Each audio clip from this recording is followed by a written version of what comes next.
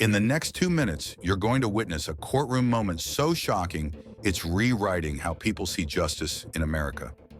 A respected black public defender, Marcus Harris, was humiliated by a white judge in front of the entire jury, called out, threatened, and nearly disbarred on the spot.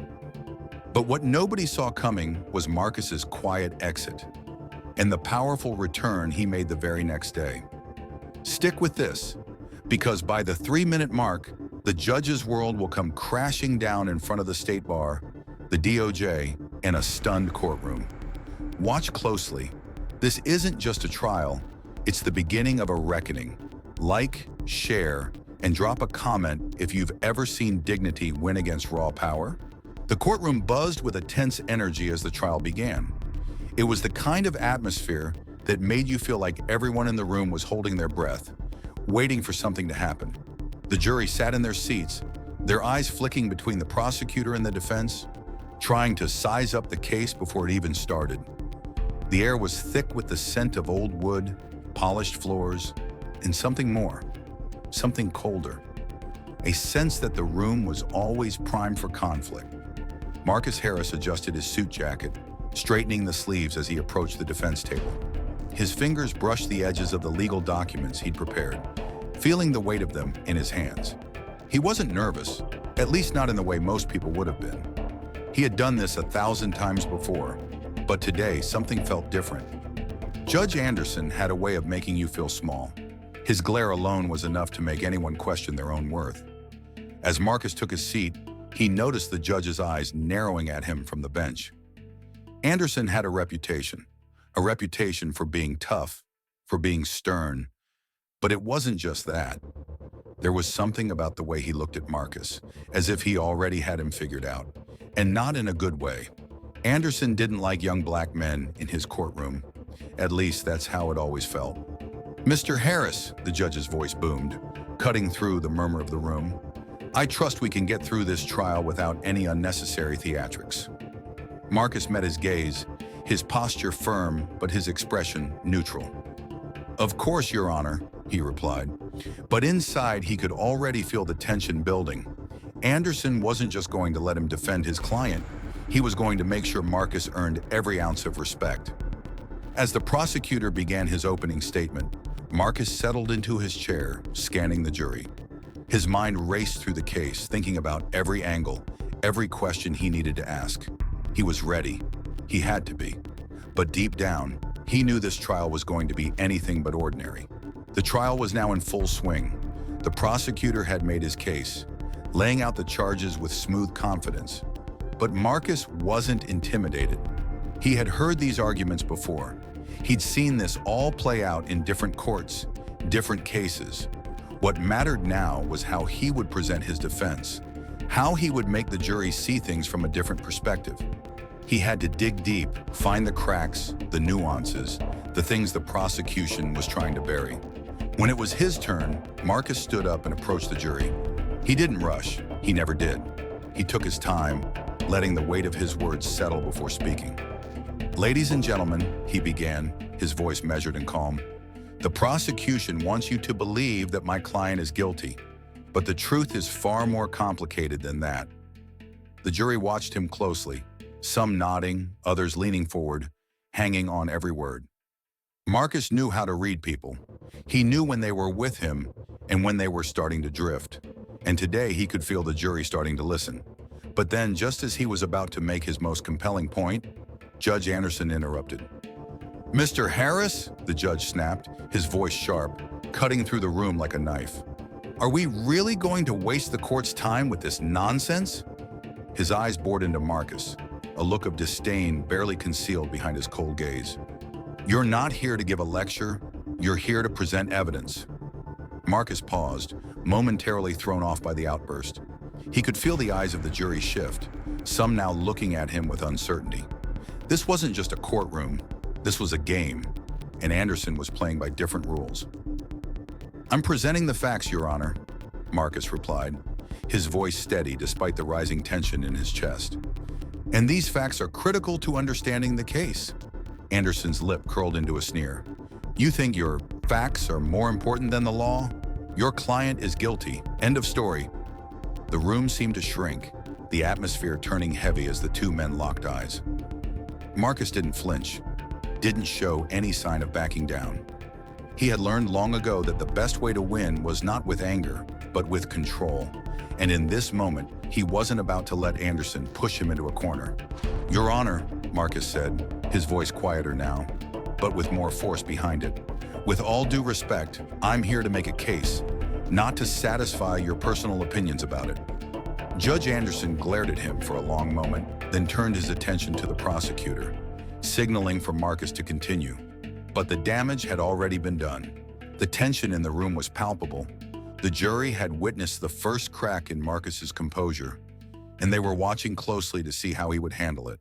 The next few moments felt like they stretched on forever. Marcus took a breath, trying to steady his nerves, but it didn't help. The atmosphere in the courtroom had shifted completely. It wasn't just a trial anymore, it was a spectacle, and Judge Anderson was making sure of that. "Mr. Harris," the judge began, his voice cold and dripping with disdain. He didn't even wait for Marcus to respond, his words cutting through the air like a whip. "If you're incapable of presenting your case without these absurd distractions, I'll have no choice but to report you to the bar. You've already wasted enough of this court's time with your antics. I've seen enough." The words hit Marcus like a physical blow. It wasn't just the threat of being reported to the bar, though that alone was enough to make anyone falter. It was the way Anderson said it, the way he made Marcus seem insignificant, as though his very presence in the courtroom was a nuisance. There was no attempt to mask his contempt, and it was directed squarely at Marcus, as if he wasn't even worthy of being taken seriously. The jury shifted uncomfortably in their seats, glancing at one another. Some avoided eye contact with Marcus, unsure of how to react. The room felt smaller now, suffocating. Every eye in the room was on him, waiting for his next move. Everyone except Judge Anderson, who looked pleased with himself, like he'd just won a small victory. Marcus remained calm. He had to. He couldn't let Anderson see the frustration, the anger that was building inside of him. The worst thing he could do right now was show weakness, to give in to the humiliation. "Your Honor, with all due respect," Marcus began, trying to salvage the moment, but Anderson cut him off. "No more. You've had your chance," the judge said, his voice sharp as a blade. "Sit down, Mr. Harris, now." It felt like the air had been sucked out of the room. Marcus had to fight to keep his composure, to avoid the sharp sting of humiliation from overwhelming him. He slowly lowered himself back into his chair, not looking at anyone, not even the jury. His fingers gripped the edge of the table, the only anchor he had in that moment. The shame, the frustration, it gnawed at him, but he didn't allow himself to react. The prosecutor smirked slightly, sensing the shift in power.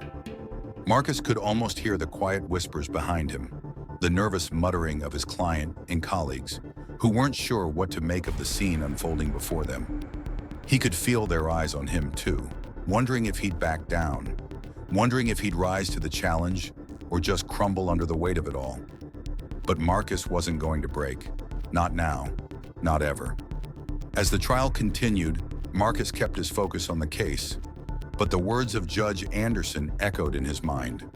He was still reeling from the attack, but he knew this wasn't the end. It wasn't the way he would go out. He wasn't going to let this man, this system, define who he was. There had to be another way. He'd find it. The sting of humiliation still hung in the air, like a thick fog as Marcus sat motionless at the defense table. Judge Anderson had made his point, publicly and cruelly, and for a moment it seemed as if the entire courtroom was waiting for him to crack. But Marcus Harris didn't crack. No, he wasn't going to give Anderson the satisfaction of seeing him lose control. He took a deep breath, the steady rise and fall of his chest a subtle reminder that he was still in control, still holding it together. His hand brushed against the folder of evidence in front of him, but he didn't reach for it. Instead, he stood up slowly, without hesitation. Every eye in the room followed his movements. There was an electric tension now, something raw and palpable, as if they could all sense that something was about to change. "Your Honor," Marcus said, his voice steady but resolute. "I believe we're done here for today." The courtroom seemed to collectively exhale, a ripple of surprise passing through the room. The judge's gavel came down with a sharp crack, but Marcus ignored it, keeping his eyes fixed ahead. The prosecutor's gaze flickered between him and the judge, confused, but also intrigued by this unexpected turn of events. Marcus didn't wait for permission. He just turned and walked out of the courtroom. As he passed through the doors, the murmur of the room followed him, whispers of disbelief, of judgment, of curiosity. Marcus didn't care. He wasn't running away. He wasn't defeated. He was simply stepping out, buying himself time to plan his next move. The last thing he needed was to stand there and let Judge Anderson keep twisting the knife. There would be another way. He just had to find it. Outside the courtroom, Marcus paused for a brief moment in the hallway. He took out his phone and quickly dialed a number. A few seconds later, the line clicked and a voice answered on the other end.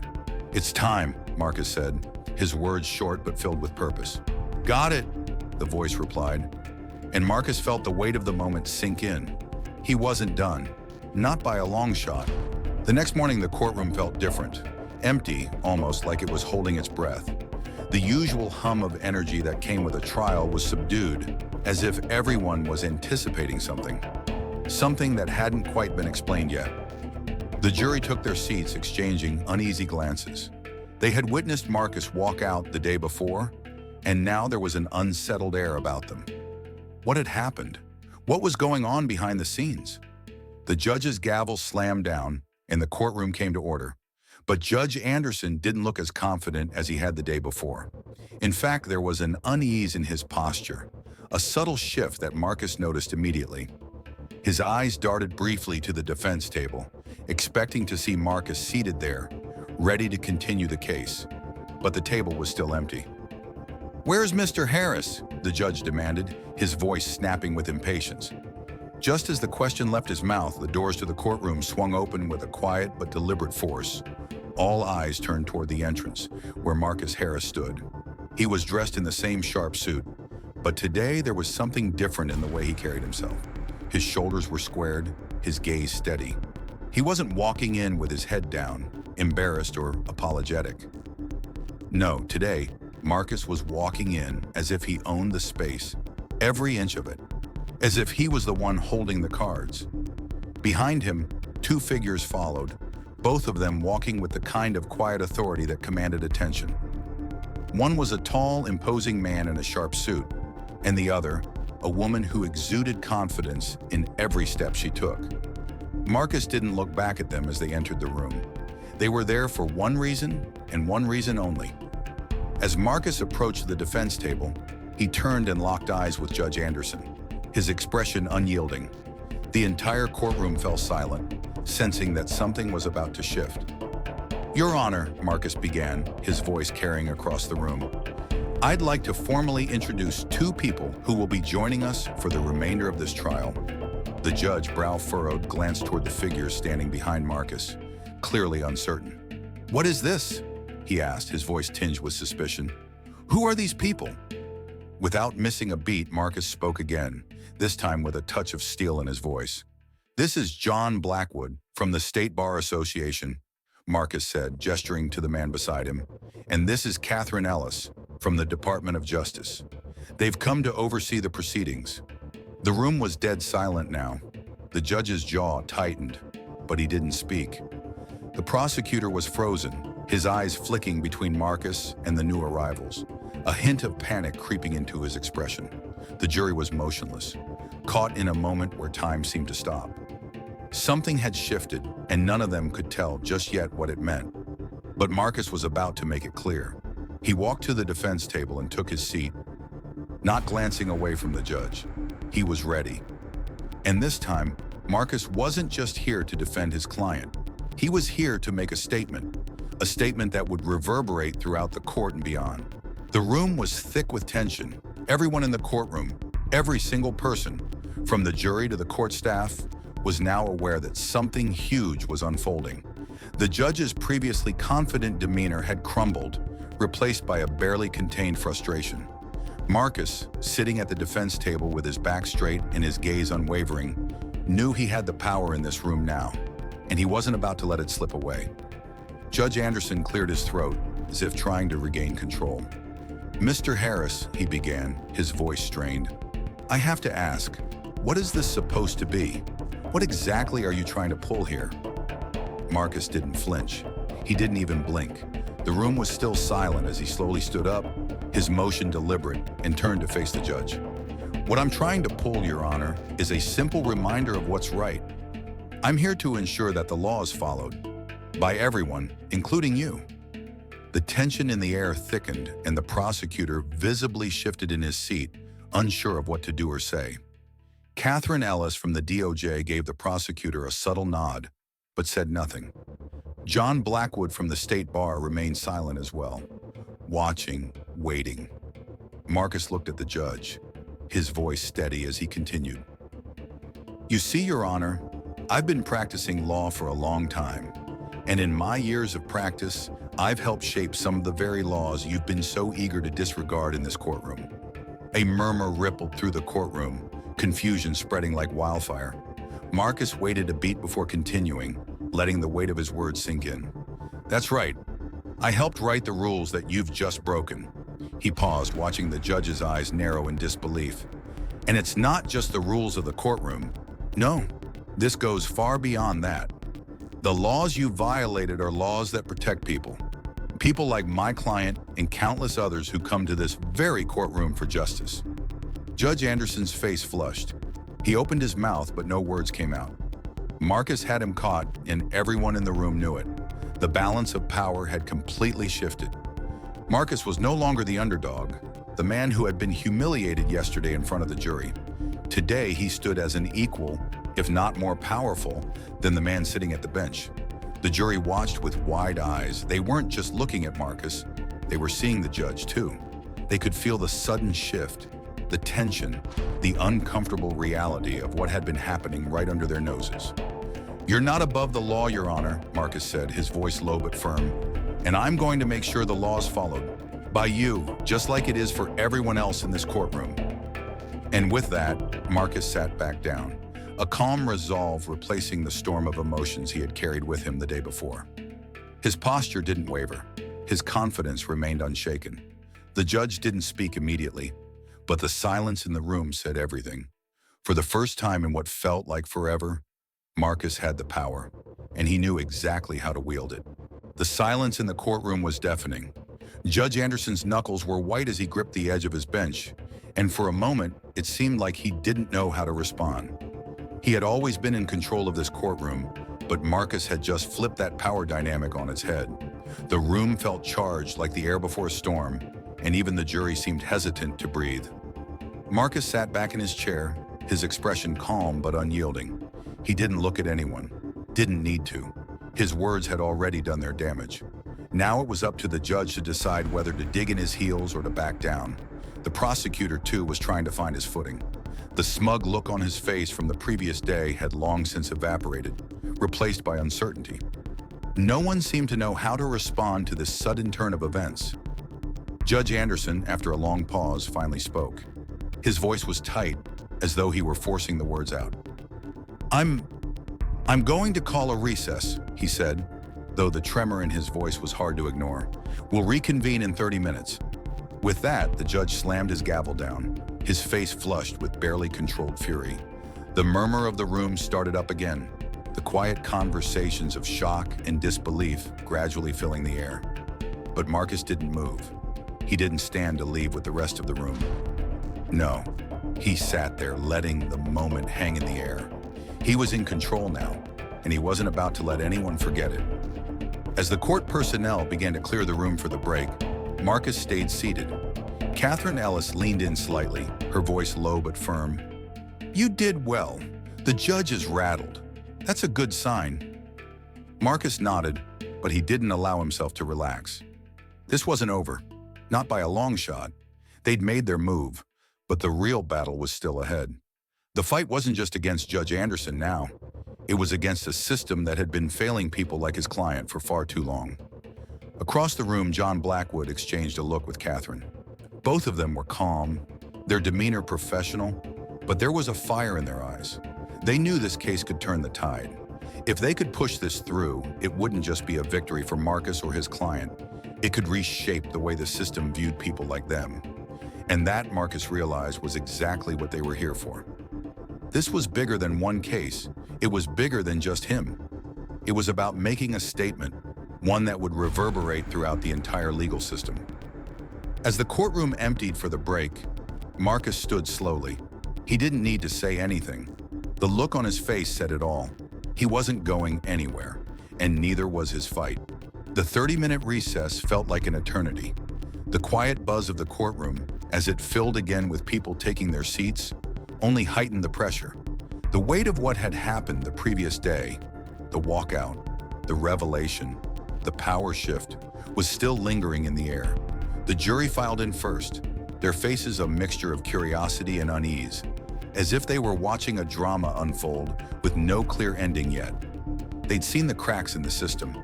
They'd seen the judge's humiliation. What would happen next? How would it all play out? As Marcus returned to the defense table, he could feel every eye on him. He didn't care, though. He'd made his stand, and now it was time to finish what he started. He sat down, hands resting calmly on the table, and locked eyes with Judge Anderson, who had taken his place on the bench again. The judge's expression was unreadable, but the tightness in his jaw gave away just how rattled he still was. After what felt like a long, drawn-out silence, the judge spoke again, his voice more controlled this time, but still tinged with anger. "I've reviewed the allegations you made, Mr. Harris, and I will not tolerate such insubordination in my courtroom." Marcus didn't flinch. He had expected the threat. It was what the judge would have said yesterday, when he still thought he held all the cards. But today, it was different. Today, Marcus wasn't just a public defender. He was someone who could challenge the very foundation of the case and the courtroom. "I'm not here to tolerate anything, Your Honor," Marcus replied coolly. "I'm here to ensure the law is followed by you and everyone else." Judge Anderson scowled. "And if it's not?" Marcus leaned forward just slightly. "Then we'll see what happens when you're held accountable." The judge's nostrils flared. He was losing control. This wasn't just about a mistake in procedure anymore. This was personal. The prosecutor, still seated at his table, shuffled papers nervously. His usual bravado had evaporated, replaced by a quiet tension. He knew that if Marcus succeeded, it would mean much more than just one legal victory. It would mean a shift in the balance of power, one that would leave the prosecution and the judge scrambling to reclaim what they had lost. Catherine Ellis and John Blackwood remained silent, watching carefully. They didn't need to speak. The strategy had already been set in motion. They were here to support Marcus, to back him up every step of the way. The jury was watching now, their attention riveted. Every word that came out of Marcus's mouth felt heavier, more significant. The judge, for all his bluster, seemed unsure of what to do next. This wasn't a simple courtroom altercation. This was something more, something bigger, and Marcus was standing right in the middle of it. "Your Honor," Marcus said, breaking the tense silence, "we both know that I have the law on my side, and you will follow it, whether you like it or not. It's time to end this charade." There was no room left for doubt. The courtroom and the system it represented was no longer a place of unquestioned authority. Marcus had made sure of that. The gavel slammed down once again, but this time it didn't have the same authority it once held. Judge Anderson, now visibly sweating under the strain of the courtroom drama, tried to regain control. His voice, however, lacked the confidence it had carried before. "Mr. Harris," he said, his tone sharp but faltering, "I will not allow these theatrics to continue. You are in contempt of court. I will have you removed if you—" Marcus stood up before the judge could finish. His calm presence was like a rock in the center of a raging storm. "No, Your Honor," he said, his voice low but firm. "What I'm doing is not a spectacle. What I'm doing is ensuring that the law is upheld. And you—" Marcus's eyes locked onto the judge, intense and unwavering. "You, as a representative of the law, are the one who has failed to follow it." The judge's lips tightened in frustration, but Marcus didn't back down. He could feel the weight of everyone's gaze on him. The jury, the court staff, the prosecutor, and even Catherine and John. They were all waiting for this moment. And Marcus, despite the chaos around him, was as steady as ever. He had one shot at this, and he wasn't about to let it slip away. "I'm not here to play games with you, Your Honor," Marcus continued, his voice cutting through the tension. "I'm here because the law was broken. The rights of my client were violated. And if you think for a second that I'm going to let that slide, you're gravely mistaken." There was a beat of silence. No one moved. The courtroom felt suspended in time, like everything had come to a standstill. The judge opened his mouth to say something, but the words wouldn't come. He was trying to find a way out, some legal loophole to avoid this confrontation, but Marcus had already boxed him in. He had no more cards to play. Catherine leaned in slightly to Marcus, her voice just loud enough for him to hear. "This is it," she whispered. "We've got him." Marcus gave her a small nod. The rest of the room seemed to hold its breath, waiting for what would come next. The judge was cornered. The legal foundation under his feet was crumbling, and he knew it. For the first time in the proceedings, it was clear. Marcus wasn't just fighting for his client anymore. He was fighting to make a statement. Judge Anderson's fingers twitched on the gavel, but he didn't make a move. The fight for control had shifted irrevocably. Marcus wasn't about to let this moment slip through his fingers. "Let's make one thing clear, Your Honor," Marcus said, his voice cold but decisive. "I'm not going anywhere. You, on the other hand, might want to reconsider your position." The room, once filled with uncertainty, now felt charged with anticipation. It was no longer just a courtroom. It was the stage for something bigger, something that could change everything. The silence in the courtroom was suffocating. The clock on the wall ticked loudly, its hands moving slower than ever. Everyone seemed to be holding their breath, waiting for something to break the tension. The judge's grip on his gavel tightened, his face reddening with fury. But despite his bluster, there was no escaping the facts Marcus had laid bare. The courtroom doors opened with a sudden creak, and a group of figures stepped in, unannounced, unexpected, and entirely out of place in the tense atmosphere. They were dressed in formal business attire, but there was something about them, something powerful, unmistakable. At the head of the group was a tall man with a steely gaze, carrying an air of authority that could rival the judge's own. Behind him were others, some wearing suits, others in simple yet professional dresses. But it wasn't just their clothes that made them stand out. It was the aura they exuded, the quiet certainty that they were a force to be reckoned with. Marcus stood without hesitation, his eyes now locking onto the judge once again.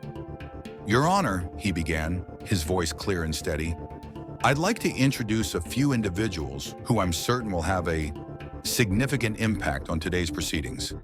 The judge, now visibly sweating, looked up at the newcomers in confusion. "What is this? Who are these people?" Marcus smiled, the corners of his lips curling slightly. "These are members of the State Bar Association," he said, gesturing toward the tall man at the front of the group. "And this," he added, his gaze shifting to the others, "is a representative from the Department of Justice." The courtroom was in an uproar, whispers and gasps rippling through the room like a wave. The jury watched intently, unsure of what was going on, but knowing that something monumental was unfolding.